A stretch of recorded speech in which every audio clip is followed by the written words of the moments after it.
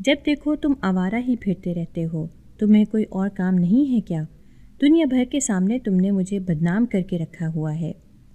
جہاں باہر کسی سے ملتا ہوں محلے والے کہتے ہیں کہ تمہارا بیٹا کیا کرتا ہے، پورا دن تو آوارہ گردی کرتا رہتا ہے اور گلی کے نکڑ پر بیٹھ کر لڑکیوں کو چھیڑتا رہتا ہے۔ تم نے تو مجھے بدنام کیا ہوا ہے، شرم نہیں آتی تمہیں کیا؟ ابا روزانہ کی طرح مجھ پر چلا رہے تھے۔ یہ تو روز کا معمول تھا اور مجھے کوئی فرق نہیں پڑتا تھا۔ میں مزے سے بیٹھ کر کھانا کھا رہا تھا۔ میں انتہائی بگڑا ہوا لڑکا تھا، ماں باپ کا اکلوتا بیٹا تھا، اس لیے خود لاڈ پیار میں پالا پوسا گیا تھا۔ مجھے بگاڑنے میں سب سے بڑا ہاتھ تو میری دادی اماں کا تھا۔ انہیں اپنے اکلوتے پوتے سے حد سے زیادہ محبت تھی اور اس لیے وہ میری ہر جائز ناجائز فرمائش کو پورا کرنے کی ہر ممکن کوشش کیا کرتی تھی۔ دادی نے بچپن سے ہی مجھے بگاڑ دیا تھا اور مجھے یہ لگتا تھا کہ میں جس بھی چیز کی تمنا کروں گا اسے ہر حال میں میرے لیے پورا کر دیا جائے گا۔ دادی کا انتقال ہوا تو اماں نے میرے لاڈ پیار میں کوئی کسر نہ چھوڑی۔ ابا انہیں خوب سمجھاتے کہ ایسا مت کیا کرو، یہ بڑے ہو کر بگڑ جائے گا اور اس سے زندگی گزارنے کا طریقہ بھی نہیں آئے گا۔ بہتر ہے کہ تم اس کا خیال رکھو اور اسے اچھا انسان بننے دو۔ لیکن اماں نے کہا کہ میرا ایک اکلوتا بیٹا ہے، بگڑتا ہے تو بگڑنے دیں، کیا ہوا؟ لڑکیوں کو اچھا ہونا چاہیے، لڑکے تو جیسے بھی ہوں انہیں ہر حال میں قبول کر لیا جاتا ہے۔ اماں کی ایسی منطق پر ابا کو بہت غصہ آتا تھا۔ کہتے تھے کہ تم جیسی ہی مائیں ہوتی ہیں جو اپنی اولادوں کو بگاڑ دیتی ہیں اور وہ آگے جا کر اپنی بیویوں اور بیٹیوں کی زندگیوں کو تباہ و برباد کر کے رکھ دیتے ہیں۔ مگر اماں کے کانوں پر جوں تک نہ رینگتی تھی۔ وہ میرا ہر طرح کا لاڈ اٹھاتی تھی۔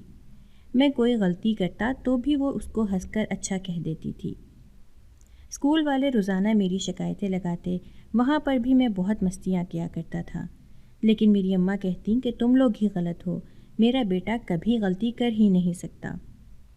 اماں اور دادی کی دی گئی شے کا مجھ پر اتنا اثر ہوا تھا کہ مجھے لگتا تھا کہ میں بہت ہی اچھا انسان ہوں اور جو بھی کرتا ہوں ہمیشہ صحیح کرتا ہوں، دوسرے لوگ غلط ہوتے ہیں۔ مجھے اپنا ہر عمل ٹھیک لگتا تھا۔ میرے دوست بھی ایسے ہی تھے۔ بڑا ہوتا گیا تو غلط لڑکوں کی صحبت میں بیٹھنا شروع کر دیا۔ ابا کو تو میرے دوست بالکل بھی پسند نہیں تھے، ایک آنکھ نہ بھاتے تھے۔ اماں سے کہتے کہ اگر آئندہ ان لڑکوں کے ساتھ مجھے یہ گھومتا ہوا نظر آیا تو میں اس کی ٹانگیں توڑ دوں گا۔ لیکن اماں میرے دوستوں کو گھر بلا کر باقاعدہ ہم سب کو ہمارے پسندیدہ کھانے بنا کر دیتی تھی، جس سے مجھے لگتا کہ میرے دوست بہت ہی اچھے ہیں۔ ان کی صحبت میں رہ کر میں نے سگریٹ پینا بھی شروع کر دی تھی۔ اس وقت میں میٹرک میں تھا۔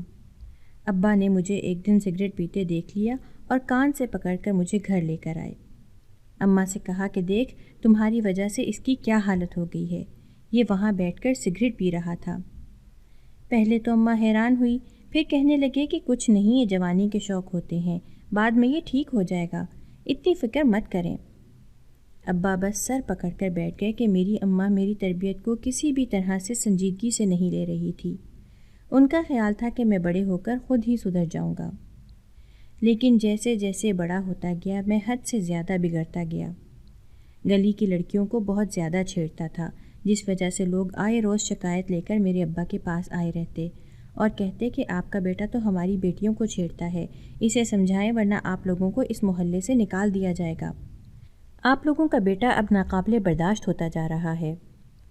میرے ابا بیچارے تو سر جھکائے رہ جاتے تھے، کچھ بول بھی نہیں پاتے تھے، لیکن اماں محلے والوں کے سامنے کھڑے ہو کر کہتی کہ تمہاری بیٹیاں ہی غلط ہیں جو میرے بیٹے پر مرتی ہیں، وہی اسے بہکاتی ہیں، میرا بیٹا تو بہت ہی شریف ہے، تمہاری بیٹیاں اس قابل نہیں ہیں کہ انہیں وہ دیکھے، وہ تو بہت ہی اونچے گھرانے کی لڑکی سے شادی کرے گا۔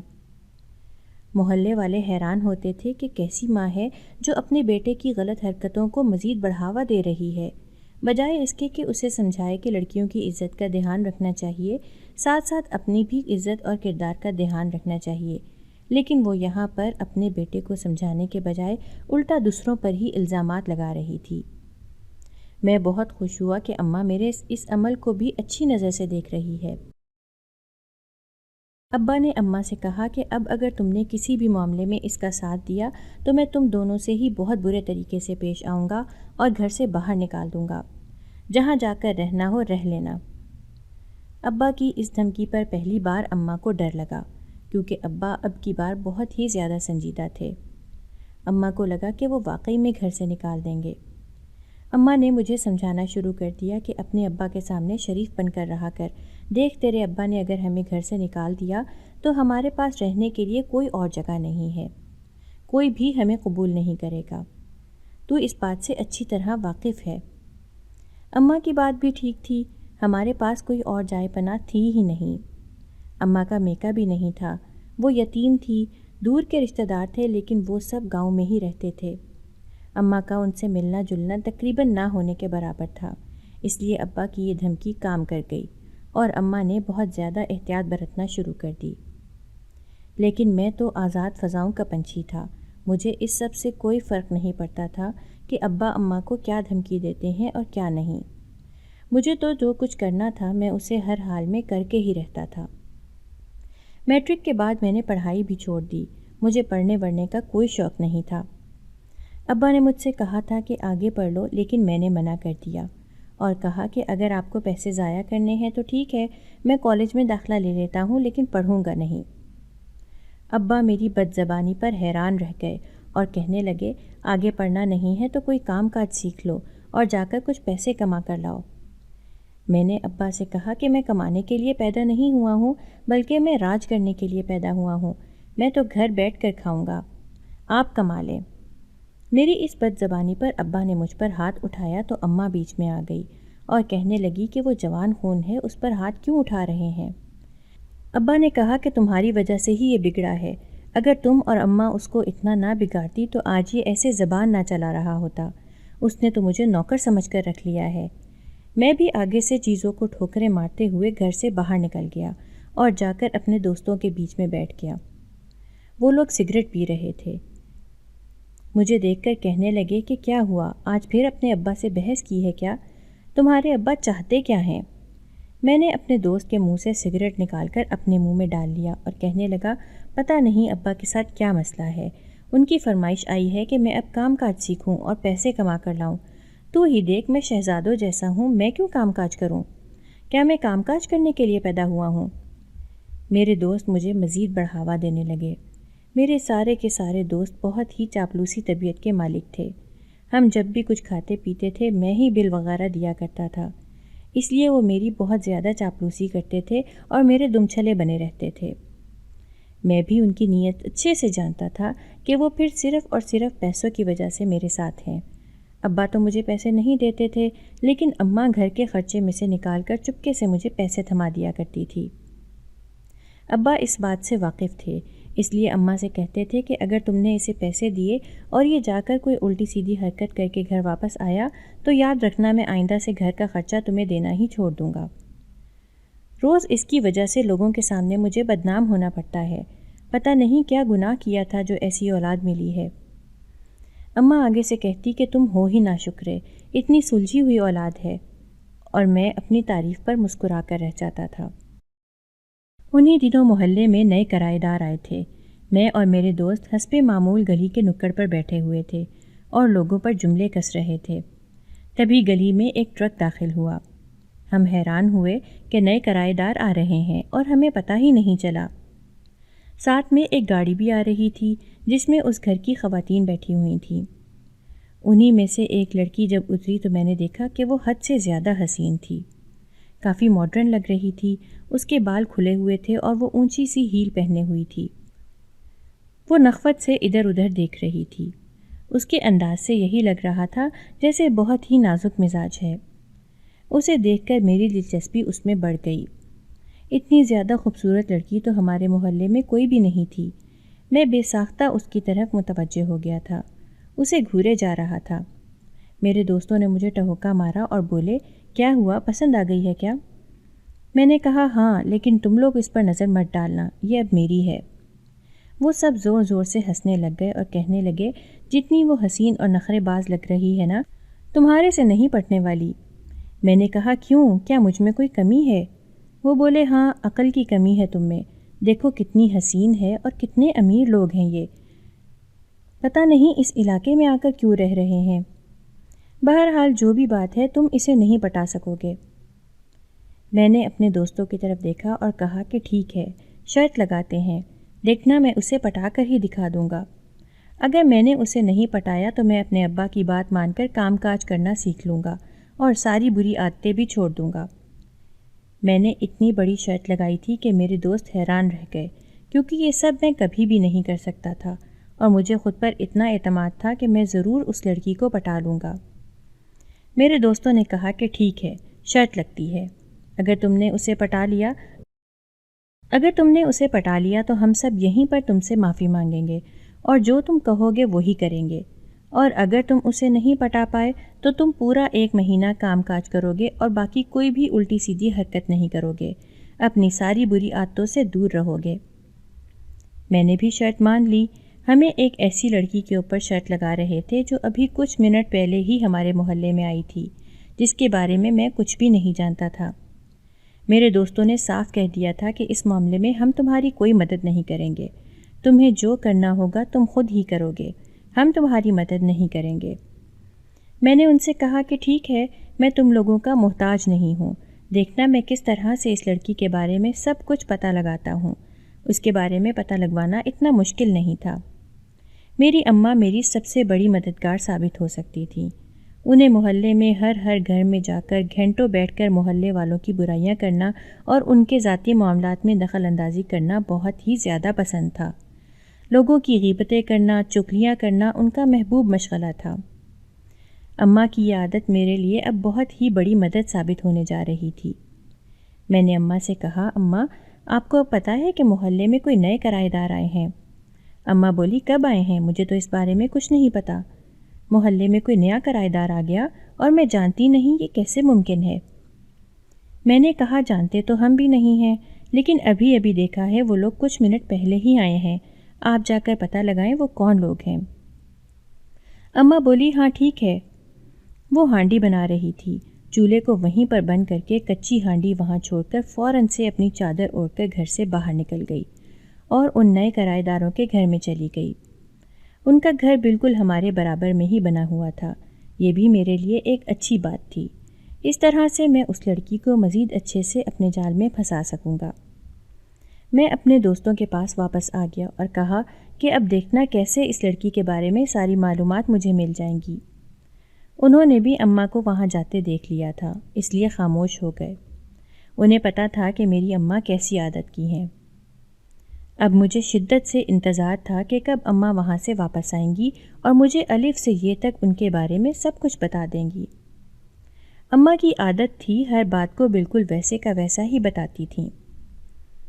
کافی گھنٹے گزر جانے کے بعد جب اماں گھر پر واپس آئی تو کھانا بناتے ہوئے مجھ سے کہنے لگی کہ میں ان کے بارے میں ساری معلومات لے کر آ گئی ہوں، چل آ میں تجھے ان کے بارے میں سب کچھ بتاتی ہوں۔ پھر اماں نے مجھے بتانا شروع کیا کہ وہ ایک اچھے علاقے سے آئے ہیں، فی الحال انہیں ایک نئے گھر کی تلاش ہے، تب تک وہ یہیں پر کرائے پر رہیں گے۔ ان کی ایک ہی اکلوتی بیٹی ہے جو کہ بہت ہی خوبصورت اور نک چڑی ہے۔ میں نے کہا، وہی لڑکی جو کھلے بال اور بڑی ہیل میں تھی؟ اماں نے کہا، ہاں، تو نے دیکھا اسے؟ میں نے کہا، میں نے دیکھا تھا، وہ بہت ہی خوبصورت ہے۔ اماں کہنے لگی، ٹھیک ہے، اپنے ابا کے سامنے یہ سب مت بولنا ورنہ وہ ناراض ہو جائیں گے، ویسے بھی آج کل ان کا موڈ خراب رہتا ہے کہ وہ صبح سویرے 7 بجے کالج کے لیے نکلتی ہے اور دوپہر میں 2 بجے وہ واپس آتی ہے۔ کالج کی بس اسے لینے کے لیے مین روڈ پر آتی ہے، وہ یہاں سے پیدل بس سٹاپ تک جاتی ہے۔ اماں مجھے سب کچھ بتائے جا رہی تھی۔ میں یہ سب بہت غور سے سن رہا تھا کیونکہ اس لڑکی کو پٹانے کے لیے یہ سب چیزیں بہت زیادہ کام آنے والی تھیں۔ اگلے دن میں صبح سویرے ہی اٹھ گیا۔ اماں سے کہا کہ مجھے چائے وغیرہ دے دو۔ اماں اور ابا دونوں ہی حیران ہو رہے تھے۔ میں جو 12-1 بجے سے پہلے اٹھتا ہی نہیں تھا، اب اتنی جلدی اٹھ کر کیوں بیٹھ گیا؟ میں نے اماں سے کہا کہ بس مجھے ویسے ہی باہر جانا ہے، آپ مجھے جلدی سے چائے دو۔ اماں نے مجھے چائے وغیرہ بنا کر دی تو میں چائے کا کپ اٹھا کر باہر آ گیا اور گلی کے نکڑ پر بیٹھ گیا۔ سب لوگ مجھے اتنی صبح صبح وہاں دیکھ کر حیران تھے، لیکن میں نے سب کو نظر انداز کیا۔ چائے پیتے پیتے میں مستقل اس گھر کی طرف دیکھ رہا تھا کہ کب وہ لڑکی نکلے اور میں اس کا پیچھا کروں۔ ابھی تھوڑی دیر ہی گزری تھی کہ گھر کا دروازہ کھلا اور وہ لڑکی کالج کے یونیفارم میں باہر نکل آئی۔ سفید یونیفارم میں تو وہ کل سے بھی زیادہ حسین لگ رہی تھی۔ اس نے چہرے پر اچھا خاصا میک اپ بھی کیا ہوا تھا۔ یوں لگتا تھا جیسے کسی بڑے کالج میں پڑھتی ہوگی، جہاں پر ایسی چیزوں کے حوالے سے کوئی سختی نہیں کی جاتی تھی۔ میں اس کا پیچھا کرنے لگ گیا۔ اس کے کالج کی بس پر اس کے کالج کا نام لکھا ہوا تھا، جس سے مجھے پتہ چل گیا کہ وہ کس کالج میں پڑھتی ہے۔ وہ ایک بہت ہی مشہور کالج تھا اور وہاں پر لڑکے اور لڑکیاں دونوں پڑھتے تھے۔ میرے دماغ میں خیال آیا کہ کیوں نہ میں بھی کالج میں داخلہ لے لوں، اس لیے میں بھاگا بھاگا گھر آیا اور اماں سے کہا کہ مجھے آگے پڑھائی کرنی ہے۔ ابا کو یہ سن کر حیرت کا جھٹکا لگا کہ مجھے آخر ہو کیا گیا ہے۔ ابا نے کہا کہ نواب زادے، تمہاری طبیعت تو ٹھیک ہے نا؟ تم جو 1 بجے سے پہلے اٹھتے تک نہیں ہو، آج صبح 7 بجے ہی اٹھ کر باہر نکل گئے اور اب کہہ رہے ہو کہ تمہیں کالج جانا ہے، حالانکہ تم نے تو کہا تھا کہ تمہیں پڑھنے کا کوئی شوق نہیں ہے۔ میں نے ابا سے کہا لیکن اب میرا پڑھنے کو دل کر رہا ہے، مجھے اب داخلہ لینا ہے۔ اماں یہ سن کر بولی، کیوں نہیں، ہم تجھے ضرور داخلہ دلوائیں گے۔ اور ابا سے کہنے لگی کہ اب اسے لینا ہے داخلہ تو اسے لینے دینا، چل بیٹا جا تو اپنا داخلہ لے کر آ جا۔ اماں نے کچھ پیسے بھی مجھے تھما دیے۔ پیچھے سے ابا مجھے آوازیں دیتے رہ گئے، لیکن میں فوراً سے پیسے لے کر گھر سے باہر نکل گیا۔ ابا نے کہا کہ وہ ضرور کسی الٹے سیدھے کام کے لیے پیسے لے کر گیا ہوگا، مگر اماں نے انہیں خاموش کروا دیا۔ میں مین روڈ پر آیا اور بس میں بیٹھ کر اس کالج تک پہنچ گیا۔ وہاں ابھی بھی داخلے ہو رہے تھے۔ میں نے فیس وغیرہ جمع کروائی اور داخلہ فارم لے کر اسی وقت جمع کروا دیا۔ 2 بجے تک میں کالج کے باہر ہی بیٹھا رہا، اس انتظار میں کہ کب وہ لڑکی نکلے گی اور کب میں اس کے پیچھے پیچھے گھر واپس آؤں۔ 2 بجے جب چھٹی ہوئی تو وہ مجھے باہر آتی نظر آئی۔ کالج کی بس میں بیٹھ کر وہ گھر کی طرف نکل پڑی۔ میں بھی پیچھے پیچھے آ گیا۔ جیسے ہی گلی میں پہنچے اس وقت گلی میں سناٹا چھایا ہوا تھا۔ میں نے اسے مخاطب کیا اور کہا کہ تم جس کالج میں پڑھتی ہو میرا بھی وہیں ایڈمیشن ہونے والا ہے۔ اس نے چونک کر میری طرف دیکھا اور پھر منہ بنا کر آگے بڑھ گئی۔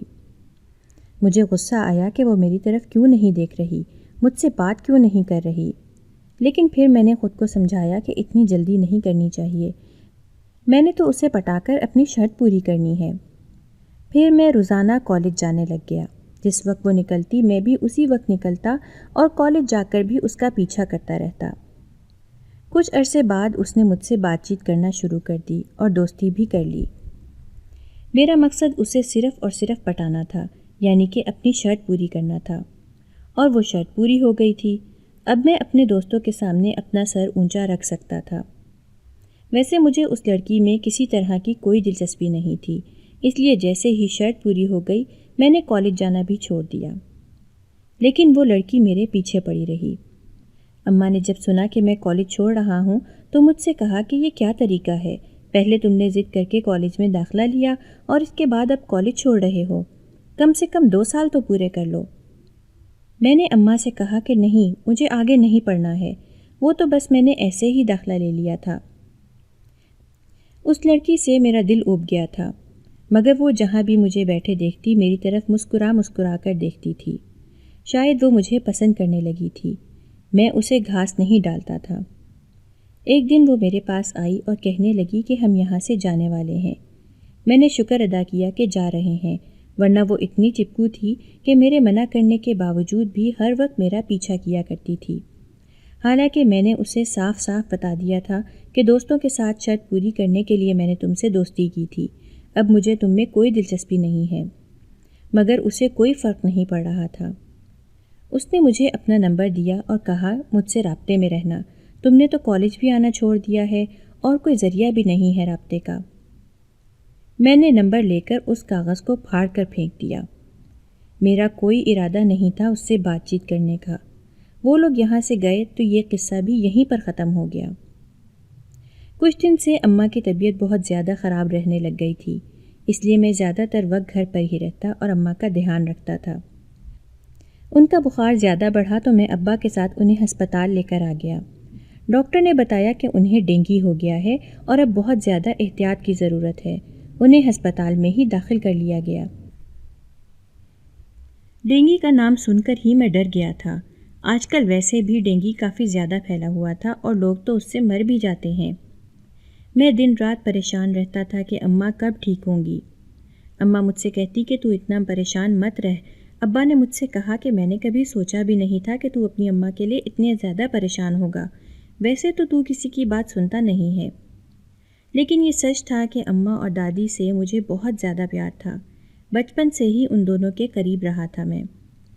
پوری رات اماں کے ساتھ ہسپتال میں رکتا تھا اور پورا دن بھی گھر نہیں جاتا تھا۔ ابا بہت بار کہتے تھے کہ میں رک جاتا ہوں، تم گھر جاؤ، لیکن میں منع کر دیتا۔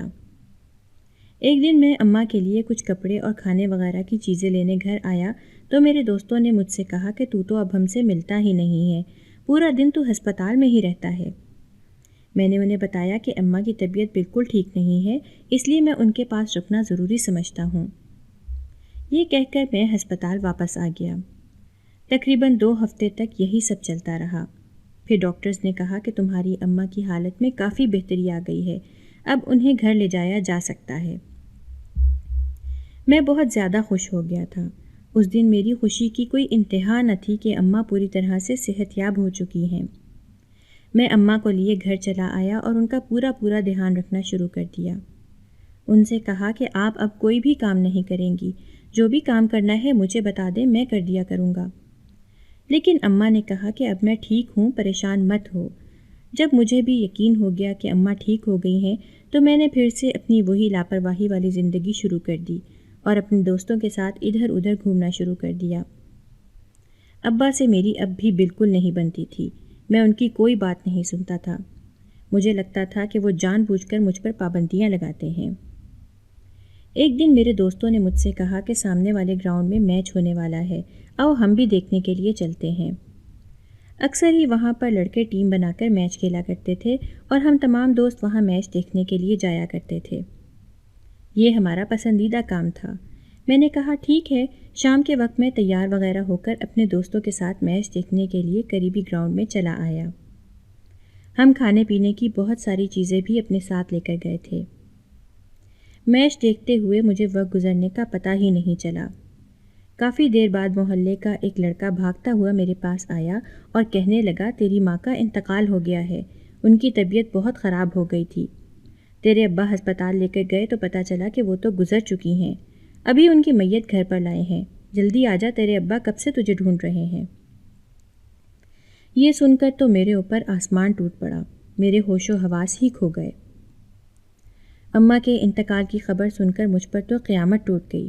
میں بھاگا گھر آیا، دیکھا تو پورا محلہ ہمارے گھر پر جمع ہوا تھا اور سامنے صحن میں اماں کا جنازہ رکھا ہوا تھا۔ میں وہیں بیٹھ کر رونے لگ گیا۔ ابا نے مجھے سمجھایا کہ صبر کرو اور اپنی ماں کو کاندھا دو۔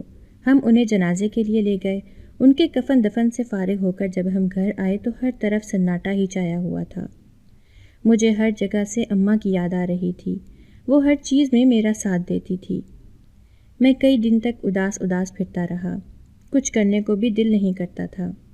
ابا بھی مجھے کسی چیز سے منع نہیں کرتے تھے۔ انہیں لگا کہ میں اماں کے غم میں مبتلا ہوں، اس لیے وہ خاموش رہے۔ بس کھانا بنا کر میرے سامنے رکھ دیتے تھے، جو کہ مجھ سے کھایا ہی نہیں جاتا تھا۔ میں نے اپنی آوارہ گردی دوبارہ سے شروع کر دی تھی، لیکن وہ والی شوخی مجھ میں نہیں رہی تھی۔ میری دوستی بہت ہی برے کردار کے لڑکوں سے ہونے لگ گئی۔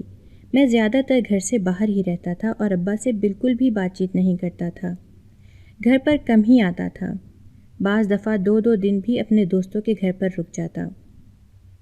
انہی دنوں مجھے پتہ ہی نہیں چلا کہ ابا نے ایک اور عورت سے شادی رچا لی ہے۔ ابا اسے شادی کر کے گھر لے آئے۔ میں حیران ہو گیا، اتنے دن سے جو میں اپنے گھر سے غافل تھا، اب میں نے پہلی بار ابا سے کہا کہ آپ نے اس عورت سے شادی کیوں کی ہے، میری ماں کی جگہ کوئی عورت نہیں لے سکتی۔ ابا کہنے لگے اتنا مت سوچو، تمہیں تو میری کوئی پرواہ ہی نہیں ہے، لیکن گھر کو ایک عورت کی ضرورت ہے، تم تو ویسے بھی گھر پہ آتے ہی نہیں ہو، اب اپنے کام سے کام رکھو، جہاں آوارہ گردی کرتے ہو وہیں پر جا کر گھومتے رہو۔ ابا کی بات سن کر مجھے سخت غصہ آ گیا۔ میں اس عورت کو کبھی بھی اس گھر میں قبول نہیں کر سکتا تھا، اس لیے میں نے ہر طرح سے اسے تنگ کرنے کی کوشش کی۔ میں اس سے سخت نفرت کرتا تھا۔ میری ہر ممکن کوشش تھی کہ وہ اس گھر سے چلی جائے۔ وہ مجھے ایک آنکھ بھی نہیں بھاتی تھی۔ پہلے دن جب وہ کچن میں جا کر کھانا بنانے لگی تو میں نے اسے چلا چلا کر باہر نکلنے کو کہا اور کہا کہ یہاں میری اماں بیٹھتی تھیں، تمہیں کوئی حق نہیں ہے یہاں رہنے کا، تم میری اماں کی چیزوں پر بھی کوئی حق نہیں رکھتی ہو، خبردار جو ان کی چیزوں کو ہاتھ لگایا۔ میں نے اماں کی ساری چیزیں ایک صندوق میں بند کر کے اپنے کمرے میں رکھ دی اور کہا کہ انہیں کوئی بھی ہاتھ نہ لگائے۔ ابا میری بدتمیزی کی وجہ سے سخت پریشان تھے۔ انہوں نے مجھ سے کہا کہ آئندہ اگر تم نے میری بیوی سے بدتمیزی کی تو میں تمہیں اس گھر سے دھکے دے کر نکال دوں گا، پھر تم نے جہاں رہنا ہو جا کر رہو۔ میں نے ابا سے کہا کہ میں رہ لوں گا، آپ کے ٹکڑوں پر نہیں پلتا ہوں۔ میری سوتیلی ماں یہ سب دیکھ کر پریشان ہو گئی اور مجھ سے کہنے لگی کہ اپنے باپ سے اس طرح بدتمیزی سے بات مت کرو۔ میں نے اسے بھی دھکا دیا اور کہا کہ تم ہوتی کون ہو مجھے سمجھانے والی؟ ایک تو اس گھر پر اور میرے ابا پر قبضہ کر لیا ہے اور اب مجھے سمجھا رہی ہو۔ وہ تعجب سے مجھے دیکھ کر رہ گئی۔ وہ بہت ہی اچھے مزاج کی عورت تھی، لیکن مجھے اس سے بہت نفرت تھی۔ دل کرتا تھا کہ اسے دھکے دے کر گھر سے نکال دوں۔ محلے والے تو ہر وقت میرے بارے میں عجیب عجیب باتیں کرتے تھے کہ یہ کیسا انسان ہے، اپنے ہی گھر میں موجود عورت کے ساتھ اس طرح سے پیش آ رہا ہے۔ بہرحال مجھے کسی کی بات سے کوئی فرق نہیں پڑتا تھا۔ کچھ دن بعد میں نے دیکھا کہ میرے گھر میں ایک لڑکی بھی آئی ہوئی ہے۔ میں حیران ہوا کہ یہ لڑکی کون ہے۔ ابا نے کہا کہ یہ تمہاری سوتیلی ماں کی بیٹی ہے، آج سے یہیں پر رہے گی۔ خبردار جو تم نے اس سے کوئی بدتمیزی کی یا اس پر بری نظر ڈالی۔ میں زور زور سے ہنسنے لگا اور کہا کہ مجھے کوئی دلچسپی نہیں ہے، لیکن در حقیقت جب میں نے اس لڑکی کو دیکھا تو میں حیران رہ گیا۔ وہ حد سے زیادہ حسین تھی اور ساتھ میں معصوم بھی بہت تھی۔ محلے کی اس لڑکی سے تو کہیں زیادہ خوبصورت تھی۔ اس کی معصومیت نے مجھے بہت زیادہ متاثر کیا اور میں اس کی طرف کھنچتا چلا گیا۔ مگر مجھے سوتیلی ماں سے حد سے زیادہ نفرت تھی، اس لیے میں نے سوچا کیوں نہ میں اس کی بیٹی کو تکلیف پہنچاؤں۔ جب میں اسے تکلیف پہنچاؤں گا تو اسے بھی خوب تکلیف پہنچے گی۔ یہی سوچ کر میں اس پر بری نظر رکھنے لگ گیا۔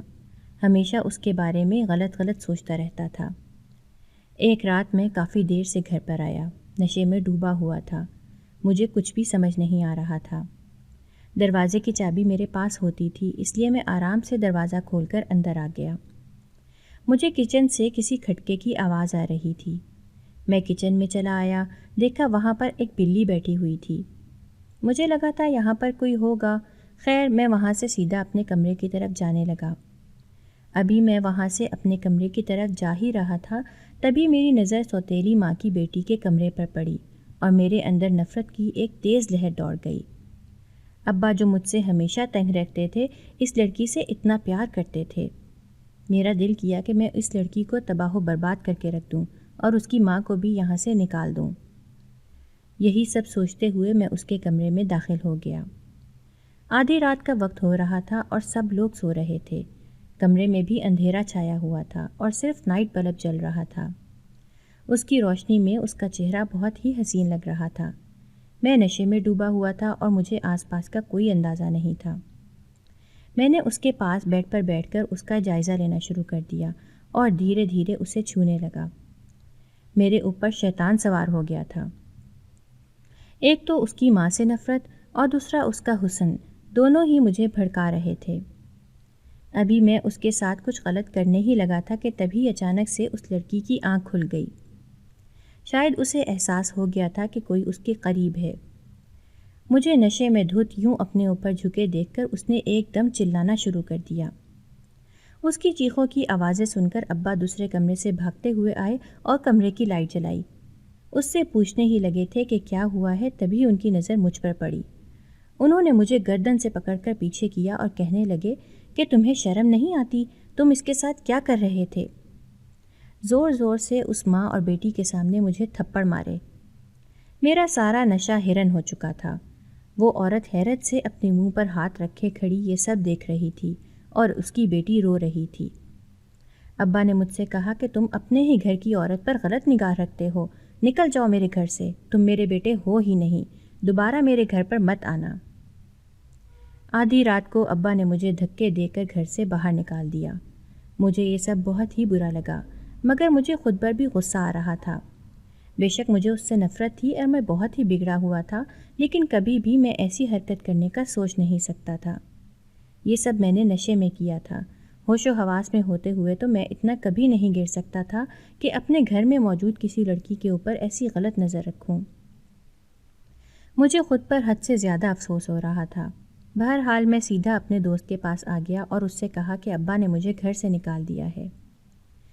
میں نے اسے وجہ نہیں بتائی، ویسے بھی وہ جانتا تھا کہ ہر دوسرے تیسرے دن میرا بس جھگڑا چلتا ہی رہتا ہے اور میں گھر چھوڑ کر اس کے پاس آ جاتا ہوں۔ وہ سمجھا کہ اب کی بار بھی ایسے ہی کسی بات پر بحث ہوئی ہوگی۔ پوری رات میں ٹھیک سے سو نہیں پایا، مجھے بار بار اس بات کا افسوس ہو رہا تھا۔ صبح کے وقت میری آنکھ لگی تو مجھے خواب میں اماں نظر آئی۔ وہ مجھ سے بہت زیادہ ناراض تھی۔ میں اماں کو کبھی بھی ناراض نہیں دیکھ سکتا تھا۔ میں نے سوچا کہ میں گھر جا کر ابا اور اس لڑکی سے معافی مانگوں گا، لیکن ایسا کرنے میں میری انا آڑے آ رہی تھی۔ وہ لڑکی کتنی معصوم تھی اور میں نے اس کے ساتھ کیا کرنے کا ارادہ کیا تھا۔ میں مسلسل خود کو زور زور سے مار رہا تھا۔ میرا دوست اس وقت گھر پر موجود نہیں تھا۔ میرا دوست اکثر ہی لڑکیوں کو لے کر اپنے فلیٹ پر آتا رہتا تھا، لیکن میں ایسی عادتیں نہیں رکھتا تھا۔ مجھے لڑکیوں کے ساتھ وقت گزاری کرنے کا بھی کوئی شوق نہیں تھا۔ یہ سب چیزیں مجھے بری لگتی تھی کہ ہم کسی لڑکی کی عزت اتاریں۔ ہاں، میں لڑکیوں کو چھیڑتا ضرور تھا، لیکن کبھی انہیں چھوتا نہیں تھا اور نہ ہی اس حد تک گرتا تھا جیسا آج میں کرنے کا ارادہ رکھ رہا تھا۔ کسی بھی چیز میں میرا دل نہیں لگ رہا تھا۔ وہ کتنی معصوم تھی۔ مجھے یاد آیا کہ اس کے چہرے پر کتنی زیادہ معصومیت چھائی ہوئی تھی۔ نہ جانے وہ میرے دماغ سے نکل کیوں نہیں رہی تھی۔ مجھے اپنے دوست کے پاس رہتے ہوئے 2-3 دن ہو چکے تھے۔ میں گھر واپس نہیں گیا تھا۔ اتنی ہمت ہی نہیں تھی مجھ میں کہ گھر واپس جاؤں اور اس لڑکی کا سامنا کر پاؤں۔ ویسے بھی ابا مجھے گھر کے اندر داخل بھی نہ ہونے دیتے۔ ہر پل بس وہی لڑکی میرے دل و دماغ پر چھائی رہتی۔ میں اب تنگ پڑ رہا تھا کہ اس کا ہی خیال مجھے کیوں آ رہا ہے۔ روز رات کو خواب میں ڈر کر اٹھ کر بیٹھ جاتا۔ مجھے لگ رہا تھا کہ میری ساری بدتمیزی اور غلط حرکتوں کی اب مجھے سزا مل رہی ہے۔ میں اپنے دوست سے بھی بہت کم بات چیت کیا کرتا تھا۔ ایک دن رات کے وقت جب میں سو رہا تھا تبھی اچانک سے عجیب سے شور سے میری آنکھ کھلی۔ نہ جانے یہ آواز کہاں سے آ رہی تھی۔ میں نے کان لگا کر سننے کی کوشش کی تو پتہ چلا کہ یہ تو کسی لڑکی کے چیخنے چلانے کی آواز ہے۔ یہ تو میں جانتا تھا کہ میرا دوست کسی نہ کسی لڑکی کو لے کر آتا رہتا ہے، لیکن وہ کسی کے ساتھ زبردستی بھی کرتا ہوگا، یہ کبھی نہیں سوچا تھا۔ مجھے تو لگتا تھا کہ لڑکیاں اس کے ساتھ اپنی مرضی سے ہی آتی ہیں۔ آج سے پہلے تو ایسا کبھی بھی نہیں ہوا تھا۔ تبھی میں اٹھ کر کمرے سے باہر آ گیا اور دوست کو آواز دے کر پوچھا کہ کیا ہوا، یہ کون چلا رہا ہے، سب خیریت تو ہے نا؟ تو دوست مجھ سے مکاری سے کہنے لگا، ہاں ہاں سب خیریت ہے، آج بس ایک بہت ہی تگڑا اور نیا مال ہاتھ لگا ہے۔ میں نے دوست سے کہا، لیکن وہ چلا کیوں رہی ہے؟ تم تو اپنے ساتھ ہمیشہ جس بھی لڑکی کو لاتے ہو وہ اپنی مرضی سے ہی آتی ہے، کیا تم زبردستی لے کر آئے ہو؟ اس نے کہا، نہیں نہیں، میں تجھے بھی دکھاتا ہوں۔ یہ کہہ کر وہ مجھے اپنے ساتھ اندر لے آیا، اور جیسے ہی اس لڑکی پر میری نگاہ پڑی تو یہ دیکھ کر میرے ہوش و حواس فنا ہو گئے کہ یہ تو وہی لڑکی ہے، یعنی میری سوتیلی ماں کی بیٹی۔ میں نے فوراً سے اپنے دوست سے کہا کہ اسے ہاتھ مت لگانا، دور ہو جاؤ اس سے۔ میرا دوست حیران ہوا اور کہنے لگا، تو میری رات کیوں خراب کرنا چاہتا ہے؟ میں اتنی مشکلوں سے اسے لے کر آیا ہوں۔ میں نے اس سے کہا کہ تو اس کے ساتھ زبردستی کر رہا ہے، اور اگر تو باز نہ آیا تو میں فوراً سے پولیس کو کال کر دوں گا، تو دور ہو جا اس سے۔ مجھے اتنا سنجیدہ دیکھ کر وہ فوراً سے اس سے الگ ہو گیا اور کمرے سے باہر چلا گیا۔ میں نے ایک چادر اٹھائی اور اس لڑکی کو ڈھانپا، اسے ساتھ لیا اور واپس اپنے گھر آ گیا۔ ابا نے جب دروازے پر مجھے دیکھا تو کہنے لگے کہ یہاں سے نکل جا، لیکن میں نے کہا کہ میں آپ کی امانت آپ کو دینے آیا ہوں، اسے سنبھال کر رکھیں، یہ معصوم ہے اور اسے لوگوں کے بارے میں کچھ بھی نہیں پتہ نہیں اس لڑکے کے ساتھ یہ کیسی چلی آئی۔ ابا نے جب اس لڑکی کو میرے ساتھ دیکھا تو فوراً سے پریشان ہو گئے اور اس سے کہا کہ تم اس کے ساتھ کیا کر رہی ہو؟ پھر وہ ہم دونوں کو اندر لے گئے۔ اس لڑکی نے سارا واقعہ بتایا کہ وہ کالج سے واپس آ رہی تھی تو کسی نے اسے فوراً سے اغوا کر لیا تھا۔ ابا لوگ ویسے بھی پورا دن سے اسے ڈھونڈ رہے تھے، اور پھر وہ اسے اپنے ساتھ فلیٹ پر لے آیا اور میری عزت اتارنے کی کوشش کی، لیکن آپ کے بیٹے نے بروقت آ کر میری عزت بچا لی۔ ابا نے حیرت سے میری طرف دیکھا۔ میں نے ابا سے کہا، اب اس کی حفاظت کرنا، میں نے جو کچھ کیا ہے مجھے اس پر بہت زیادہ افسوس ہے، میرا ایسا کرنے کا کوئی ارادہ نہیں تھا، میں جانتا ہوں کہ میں معافی کے قابل نہیں ہوں، اس لیے میں ہمیشہ ہمیشہ کے لیے گھر چھوڑ کر جا رہا ہوں۔ یہ کہہ کر میں نے اماں کی بہت سی چیزیں جو مجھے ان کی یاد دلاتی تھیں اپنے بیگ میں ڈالیں اور باقی ضرورت کی چیزیں لے کر گھر سے باہر نکل گیا۔ مجھے پتہ نہیں تھا کہ میں یہاں سے کہاں جاؤں گا، لیکن میں کوئی بھی کام کاج ڈھونڈ کر دوسرے شہر میں رہ سکتا تھا۔ گھر سے نکلتے ہوئے آخری بار میں نے ایک آخری نگاہ گھر پر ڈالی۔ اماں کے ساتھ کی بہت سی یادیں میرے پاس صرف اس گھر کی وجہ سے جمع ہوئی تھیں۔ مجھے یہ گھر بہت عزیز تھا، لیکن میں نے اپنی غلط حرکتوں کی وجہ سے اسے کھو دیا تھا۔ دل ہی دل میں ایک نئی زندگی شروع کرنے کا ارادہ لے کر آگے بڑھ گیا۔